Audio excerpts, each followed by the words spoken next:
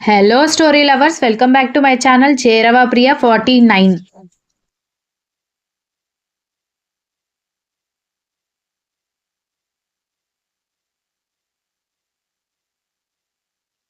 Driver మళ్ళీ అయోమయంగా తిరిగి రావడంతో ఏంటంట వెళ్తుందంటనా అని అడిగేసరికి వెళ్ళదంట సార్ అనగానే ఏం రోగం అని కోపంగా అడిగేసరికి ఎవరు ఏమనుకున్నా సరే నేను ఇక్కడే ఉంటాను అంటుంది సార్ అనగానే సరే ఉండమను కాసేపటికి వర్షం స్టార్ట్ అవుతుంది ఆఫీస్లో స్టాఫ్ అందరూ వెళ్ళిపోయి ఆఫీస్ మొత్తం ఖాళీగా ఉంటుంది అప్పుడు చచ్చినట్టు తనే వెళ్ళిపోతుంది నువ్వు కార్ స్టార్ట్ చేయి అనగానే ఎందుకు సార్ పంతం మీరు రమ్మని పిలిస్తే సరిపోతుంది కదా నేను మేడంని ఇంటి దగ్గర డ్రాప్ చేసి మిమ్మల్ని కూడా తీసుకువెళ్తాను అనగానే నేనేం చేయాలో నువ్వు చెప్తున్నావా అని కోపంగా అడిగాడు విజ్జు.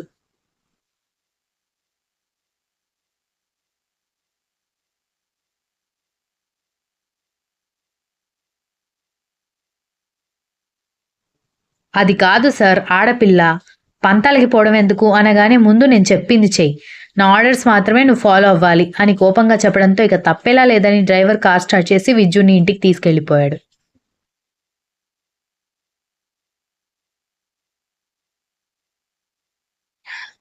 కార్ దిగి ఇంట్లోకి వస్తున్న దివ్యని చూసి అక్కెక్కడే అని ఐశ్వర్య వాళ్ళ అమ్మ అడగడంతో దానికి పిచ్చి పట్టింది రానని చెప్పేసింది అనగానే రానని చెప్పడం ఏంటి అసలు ఏమైందని సంజయ్ అడిగేసరికి మా సార్ అక్క మీద కోపంగా ఉన్నారు వచ్చిన దగ్గర నుంచి ఆయన అసలు తనతో మాట్లాడలేదు డ్రాప్ చేయడానికి కూడా ఆయన రాను డ్రైవర్ని తీసుకువెళ్ళిపోమని చెప్పడంతో అక్కకి కోపం వచ్చి ఆయన వచ్చి డ్రాప్ చేస్తే నేను వస్తానని పంతం పట్టుకుని ఆఫీస్ దగ్గరే కూర్చుంది పెద్దమ్మ అని చెప్పేసరికి ఐశ్వర్యకి ఏమైనా పిచ్చి పట్టిందా రాను అంటున్న వాడి వెంట పడుతుందేంటి అయినా నేను పెళ్లి చేయను అని చెప్పాను కదా అని ఐశ్వర్య వాళ్ళ నాన్నగారు చెప్పేసరికి అసలు ఇదంతా నీ వల్లే జరిగింది పెదనాన్న అని అంది దివ్య కోపంగా.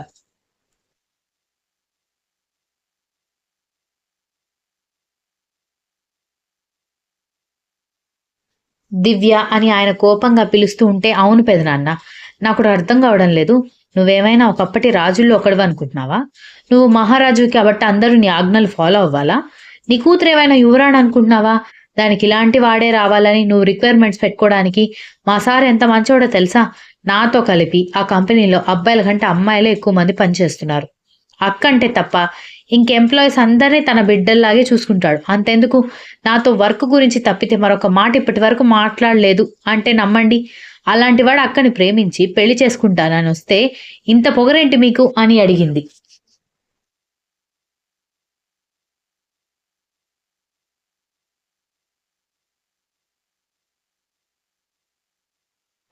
దివ్య అని ఐశ్వర్య వాళ్ళ నాన్నగారు కోపంగా తిడుతూ ఉంటే మీరుండండి అదేదో వాళ్ళ అక్క బాధపడుతుంటే ఆ బాధ చూడలేక అలా మాట్లాడింది అని చెప్పి దివ్య నువ్వు లోపలికి వెళ్ళవే అని దివ్యని లోపలికి పంపించేసి చిన్నపిల్ల అయినా దాని మనసులో ఉన్న మాటే మా మనసులో కూడా ఉంది అని ఐశ్వర్య వాళ్ళ అమ్మగారు కూడా చెప్పేసరికి నువ్వు కూడా అలాగే మాట్లాడుతున్నావా చిన్నప్పటి నుంచి నా పిల్లలకి ఏం కావాలి ఏం చేయాలని అన్ని దగ్గరుండి చూసుకున్న నాకు ఎలాంటి పెళ్ళాం రావాలి ఎలాంటి మొగుడు రావాలి అనేది తెలియదా అనగానే చూడండి పిల్లల గురించి తల్లిదండ్రులకు అన్ని విషయాలు తెలుసు అని మనం అనుకుంటాం కానీ వాళ్ళు మన ముందు ఒకలాగుంటారు వాళ్ళ మనసులో వేరే ఆలోచనలు తిరుగుతూ ఉంటాయి అని అంది ఐశ్వర్య వాళ్ళ అమ్మ.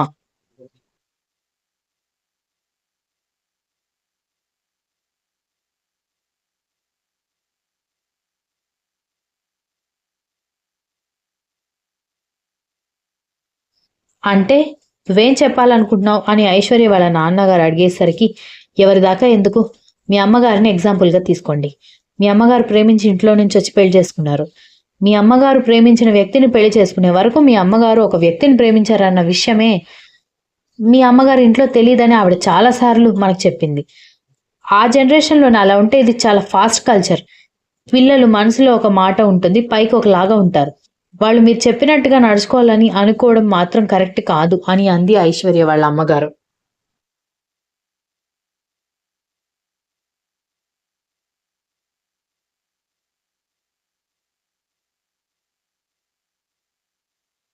అంటే ఎవరెటైనా పోనివ్వు నాకు సంబంధం లేదని నన్ను ఊరుకోమంటావా అనగానే చూడండి ఒక తండ్రిగా మీ బాధ నాకు అర్థమవుతుంది అది తప్పు కాదు తప్పని కూడా నేను చెప్పడం లేదు కానీ విద్యు గురించి మీకు తెలుసు నాకు తెలుసు కానీ మీరు డబ్బున్న వాడికి మీ కూతుర్నిచ్చి పెళ్లి చేయకూడదన్న కారణంగా అతనిలో ఓన్లీ నెగిటివిటీ వెతకడానికి ట్రై చేస్తున్నారు కాబట్టి అతనికిచ్చి పెళ్లి చేయడానికి మీ మనసు ఒప్పుకోవడం లేదు అదే మీ మనస్సాక్షిని ప్రశ్నించండి.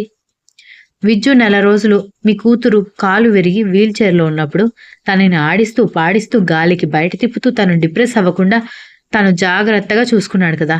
ఎప్పుడైనా విజ్జు మంచివాడు కాదు అనిపించిందా మీకు అని అడిగింది.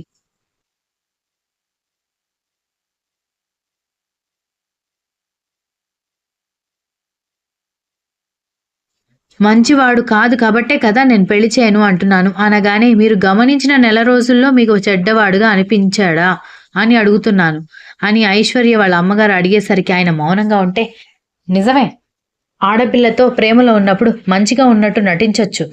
ఏమో, కానీ నెల రోజులు మన ముందే ఆ పిల్లాడు ఐశ్వర్యని ఆడించాడు, పాడించాడు. అది కూడా నటన అని చెప్పకండి. ఏ మనిషి అయినా సరే ఎక్కువ రోజులు నటించలేడు, ఎక్కువసేపు నటించలేడు. ఏదో ఒక టైంలో అతనిలో ఉన్న ఒరిజినాలిటీ బయటకొచ్చేస్తుంది. మీరు కూడా అతనిలో ఉన్న నెగెటివ్ లక్షణాల గురించి చెప్పడానికి టైం తీసుకున్నారంటే, అక్కడ అలాంటిదేమీ లేదని ఇప్పటికైనా మీరు ఒప్పుకోండి అని అంది ఐశ్వర్య వాళ్ళ అమ్మగారు.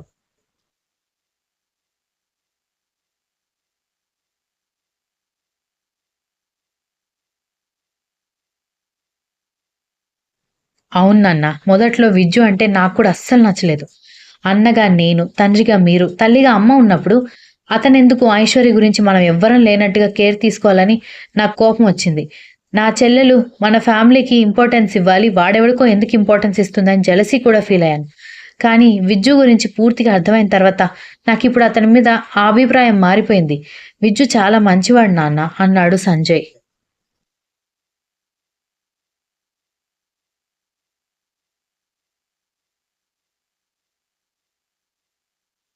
చూడు నాన్న, మన చేతికున్న 5 వేళ్ళే 5 ఒక రకంగా ఉండవు.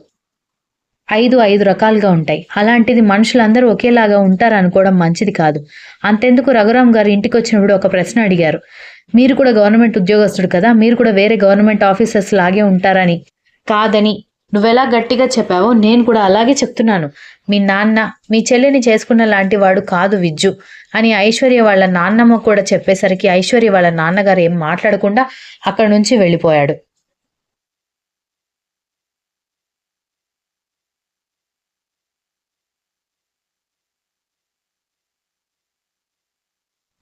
విజ్జు ఇంటికొచ్చాడు. ఫ్రెష్ అయ్యాడు. తల్లి కాఫీ తీసుకొచ్చి ఇచ్చినా తీసుకోకుండా పని మనిషిని పిలిచి కాఫీ తీసుకురమ్మని చెప్పి ఆఫీస్ వర్క్ చేసుకుంటూ, తల్లి తండ్రి ఎవరొచ్చి మాట్లాడినా ఎవరితోనూ మాట్లాడకుండా తన పనిలో తను ఉండేసరికి ఇక ఏమీ చేయలేక జానకి, రఘురాం బయటకెళ్ళిపోయారు. చాలా సేపు పనిచేసిన తర్వాత ఎందుకో ఐశ్వర్య జ్ఞాపకం రావడంతో టైం చెక్ చేసేసరికి రాత్రి 8 గంటలు అవుతుండడంతో ఆఫీస్ సెక్యూరిటీ గార్డ్‌కి ఫోన్ చేసి ఐశ్వర్య ఇంకా ఆఫీస్‌లోనే ఉందా అనగానే సాయంత్రం విజ్జు వెళ్ళిపోయేటప్పుడు ఐశ్వర్య ఎక్కడైతే కూర్చుని ఉందో అక్కడే కూర్చుని ఉండడంతో, "అక్కడే ఉంది సార్. అప్పటికే ఇంటికి వెళ్ళిపో అమ్మా అని నేను 3, 4 సార్లు చెప్పి చూశాను కానీ తను సమాధానం ఇవ్వట్లేదు. కూర్చున్న చోటు నుంచి లేవడం లేదు" అన్నాడు సెక్యూరిటీ గార్డ్.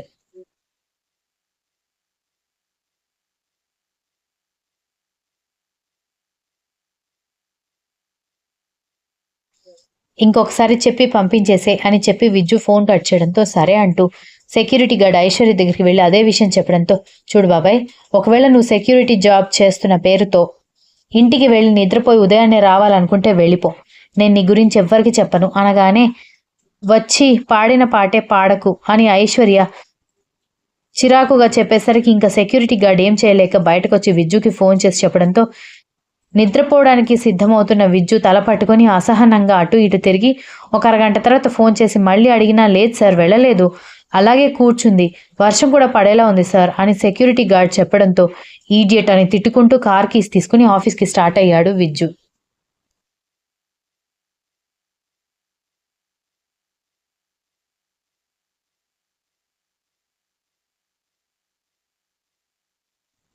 ఆఫీస్ ముందు కార్ ఆగడంతో సెక్యూరిటీ గార్డ్ లేచి సెల్యూట్ చెప్పడంతో విజ్జు ఆఫీస్ లోపలికి చూసేసరికి సాయంత్రం ఎక్కడ కు కూర్చుందో అక్కడే కూర్చుని కనిపించడంతో కార్ కూడా లాక్ చేయకుండా లోపలికి వెళ్ళి నీకేమైనా పిచ్చి పట్టిందా? నువ్వెప్పుడు ఇంటికి వెళ్ళాలి? ఇప్పుడు టైం ఎంత అవుతోంది? అని అడిగేసరికి నీకెందుకు? నేనిక్కడ కూర్చుంటే నీకు అనవసరం కదా! అనగానే నేను తీసుకువెళ్ళాలనే కదా నువ్విక్కడ కూర్చున్నావు అనగానే ఆ విషయం తెలిసి కూడా వెళ్ళిపోయావు కదా! అని అడిగింది కోపంగా.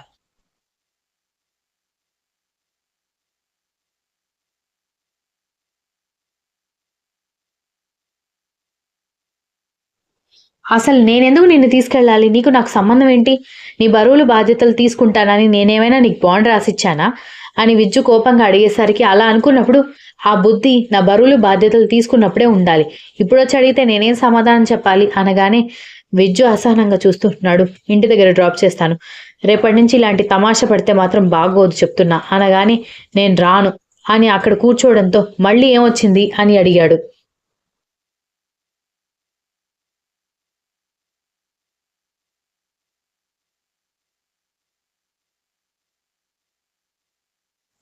నాకు ఎవరి దయా దాక్షిణ్యాలు అవసరం లేదు. మీరు బయలుదేరొచ్చు అనగానే ఏంటి? నీకేమైనా తమాషాగా ఉందా? అని అడిగాడు కోపంగా. Continuous. If you like the story please like, share, comment and don't forget to subscribe.